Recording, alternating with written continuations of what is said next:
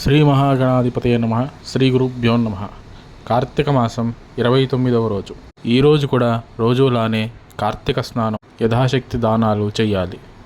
ఈరోజు నదీ తీరంలో అరటి దొప్పల మీద ఆవునేతి దీపాలు వెలిగించిన, ఆ దీపాన్ని నదిలో విడిచిన, గంగా నదిని భూలోకంలోకి తీసుకొచ్చిన ఫలితం లభిస్తుంది. నదికి వెళ్ళే అవకాశం లేని వాళ్ళు ఇంట్లోనే తులసికోట దగ్గర కానీ, పూజా మందిరంలో కానీ, లేదా ఒక తొట్టిలో నీళ్లు పోసి అందులో విడిచిపెట్టొచ్చు. ఒకప్పుడు కాలభైరవుడు అసత్యమాడినందుకు బ్రహ్మదేవుడి 5వ తల ఖండిస్తాడు. అప్పుడు బ్రహ్మహత్యా పాతకం వల్ల కాలభైరవుడి చేతికి బ్రహ్మకపాలం అంటుకుంటుంది. తరువాత బ్రహ్మకపాలం చేతి నుండి విడిపోవడానికి కాలభైరవుడు భిక్షాటన చేస్తాడు.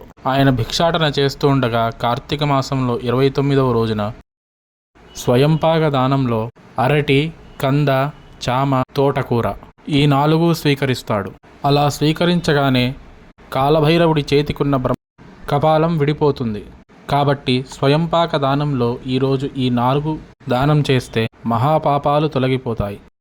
ఈరోజు సూర్యాస్తమయం అయ్యాక శివుడికి కానీ, అమ్మవారికి కానీ, విష్ణువుకి కానీ నక్షత్రహారతిస్తే జాతక దోషాలు తొలగిపోతాయి.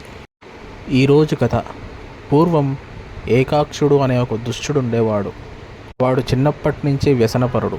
వాడిని విద్యాభ్యాసం కోసం ఒక గురువు దగ్గరికి పంపుతారు. ఆ గురువుగారు ఒక వృద్ధుడు. గురువుగారి భార్య మాత్రం యుక్త వయసు కలిగి ఉంటుంది. గురుపత్నికి గురువుగారంటే ఇష్టం ఉండేది కాదు. అందుకే ఆయన ఏ పని చెప్పినా విసుక్కునేది. ఏకాక్షుడు ఆ గురుకులంలో చేరుతాడు. తక్కిన విద్యార్థులంతా గురుపత్నికి గౌరవం ఇచ్చేవారు, ఒక్క ఏకాక్షుడు తప్ప. ఏకాక్షుడు నెమ్మదిగా గురుపత్నికి దగ్గరవుతాడు. గురువుగారు లేని సమయంలో ఇద్దరు కలిసి రాసక్రీడలు ఆడడం మొదలు పెడతారు. ఇది నెమ్మదిగా ఊరు వాళ్ళందరికీ తెలుస్తుంది. తల్లిదండ్రులకు కూడా తెలుస్తుంది. గురుపత్ని అంటే తల్లితో సమానం అని తల్లిదండ్రులు నచ్చచెప్పితే ఆ మాటలు నచ్చక తల్లిదండ్రులను చంపేస్తాడు. తర్వాత వాళ్ళని రహస్యంగా పాతిపెట్టేస్తాడు. తర్వాత గురువుగారి వల్ల కూడా తనకు అడ్డు ఉందని తెలుసుకుని గురువుగారిని కూడా హత్య చేస్తాడు. తరువాత ఊరి వాళ్ళకి తెలుసు కాబట్టి రాజుగారికి ఫిర్యాదు చేస్తారని భయమేసి వాళ్ళిద్దరూ ఉన్న నగలంతా మూటకట్టుకుని వేరే గ్రామానికి పారిపోతారు. అది అడవికి దగ్గరగా ఉన్న ప్రాంతం. ఇలా కొంతకాలం గడిచాక వాళ్ళు తెచ్చుకున్న సంపదంతా అయిపోతుంది. దాంతో దొంగతనాలు చేయడం మొదలు పెడతాడు. అడవిలో తిరిగే బాటసారుల వద్ద దొంగతనం చేసేవాడు. ఒక్కోసారి చుట్టుపక్కల గ్రామాల్లో ఇండ్లల్లో కూడా దొంగతనం చేసేవాడు. ఇది తెలుసుకున్న చుట్టుపక్కల గ్రామస్తులు అప్రమత్తమవుతారు. వాళ్ళంతా వంతులు వేసుకొని గ్రామానికి కాపలా కాయడం మొదలు పెడతారు. అది తెలుసుకున్న ఏకాక్షుడు ఇంకక్కడ దొంగతనాలు చేయలేమని తెలుసుకుని అడవిలోని ఇంకో ప్రాంతానికి మకాం మారుస్తాడు. వాళ్ళు తినకూడనివి తిన్నారు, తాగకూడనివి తాగారు. అలా కొంతకాలం గడుస్తుంది. చేసిన పాపాలకు ఆ గురుపత్ని నానా రోగాల బారిన పడి చివరి క్షణాల్లో తీసుకొని చచ్చిపోతుంది.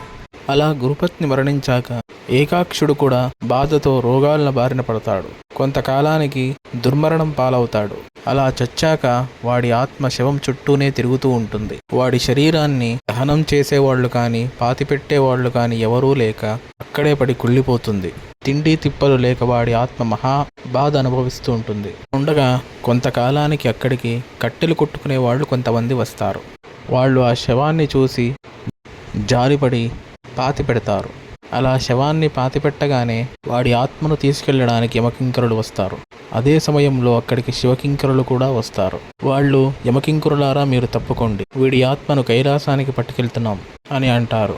అప్పుడు యమకింకరులు వీడు చెయ్యని పాపం లేదు, వీడు పరమ పాపాత్ముడు, తల్లిదండ్రులను చంపాడు, గురువుని చంపాడు, గురుపత్నిని అనుభవించాడు, ఇలా చాలా పాపాలు చేశాడు, కాబట్టి వీడిని నరకానికి తీసుకువెళ్ళి శిక్షలు అనుభవింపచేయాలి అని చెప్తారు.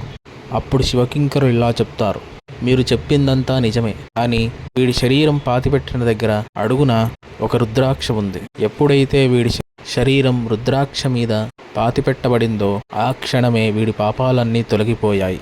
కాబట్టి వీడిని కైలాసానికి తీసుకెళ్తున్నాం అని చెప్తారు.